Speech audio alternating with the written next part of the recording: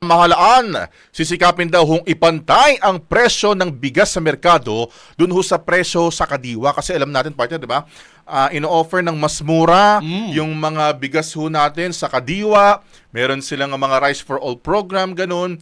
Pero, tatargetin daw ho nila na pati dun sa mga nabibili sa merkado, ganun din daw ho kababa. Paano? Kaya nga eh. Oh. Paano nila magagawa yun? Ano, subsidize din ba?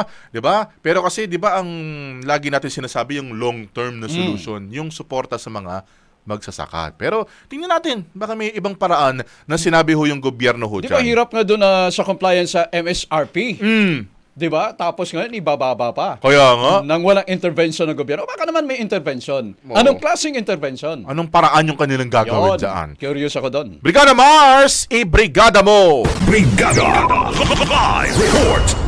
Nais ng pamahalaan na maging Kadiwa for All ang programa nito upang mas marami ang makabili ng murang bilihin, partikular na ang bigas. Ayon kay Pangulong Ferdinand Marcos Jr., patuloy ang mga pagbabago sa sistema ng gobyerno upang mapababa ang presyo ng bigas lalo na sa merkado. Anya, bumababa na ang presyo ng bigas sa mga kadiwa, kaya target niyang maipantay ito sa merkado sa halagang 29 pesos kada kilo. Upang maisakatuparan ito, pinaiigting ng pamahalaan ang mga reforma sa agrikultura, kabilang ang paglalagay ng mga makinaryang tutulong sa mga magsasaka, gayon din ang pagtatayo ng mga milling machines sa iba't ibang bahagi ng bansa upang mapababa ang gastos sa produksyon. Bukod sa makinarya, patuloy din anya ang pamamahagi ng gobyerno ng mga libreng pataba at binhi upang suportahan ang lokal na magsasaka at mapababa ang presyo ng bigas sa buong bansa. Brigada Gab and Brigada Apps. Napaka-imposible naman yan. 29? Brigada Maricar? Sa kadiwa kasi ngayon, 29 pesos. So, Oh. yun yung target ng pamahalaan na maipantay. Although, syempre, ang sabi ni Pangulong Marcos, dahan-dahan, hindi naman daw biglaan. Pwedeng gawin nyo ng gobyerno sa mga kadiwa stores kasi pwedeng i-subsidize. Outlet naman yan ng gobyerno. Pero, yun yung hindi ko maisip, hindi ko mawari. Paano gagawin doon sa mga commercial traders, doon sa mga retailers na mga private individuals, Brigada Maricar? Kaya nga ang sabi ni Pangulong Marcos, dahan-dahan na gagawin habang binabago yung sistema sa ating agrikultura para kahit pa paano kapag naging maganda kasi ang isa rin sa nagpapataas kasi ng presyo, Brigada Abs, yung mga tinatawag na middleman, di ba? So ang sa kadiwa kasi diretso mula sa mga magsasaka diretso sa kadiwa, kaya wala nang ibang nagpapatong ng presyo. So yun yung isa din sa problema dito sa atin sa Pilipinas. Ang middleman minsan may middleman pa, di ba? Totoo Kaya yan. pagdating bago makarating sa merkado, mas mataas na yung patong. Halimbawa, ang kuha sa magsasaka 10 piso kada kilo, pagdating sa merkado 50 pesos dahil ilang middleman ang pinagdaanan.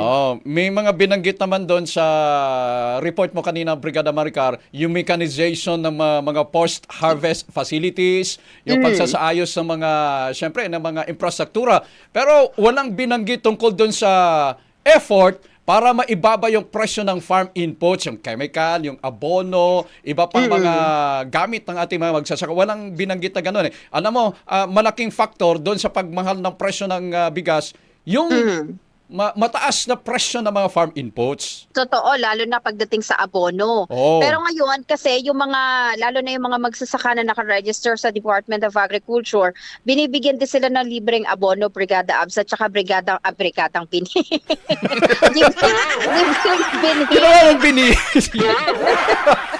Libreng binhi.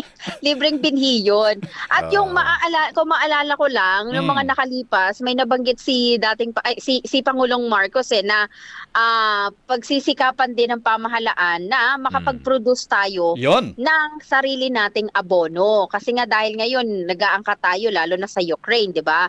Sa Ukraine pahirapan yung pagpapalabas ng abono dahil nga sa nagpapatuloy na giyera kaya mas mahal.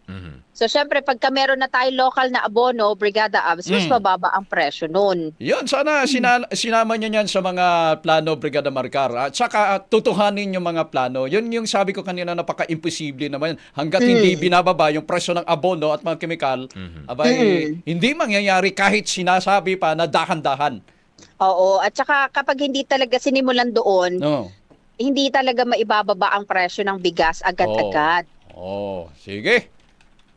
O Okay. siya, tingnan natin sa mga susunod kung may isa sa katuparan itong 29 pesos kada kilo na presyo sa merkado katulad ng presyo sa Kadiwa. Mula dito sa Malacanang, in the heart of changing lives, ito si Brigada Maricar Sargan ng 105.1 Brigada News of Manila, the Music and News Authority. Nakasentro.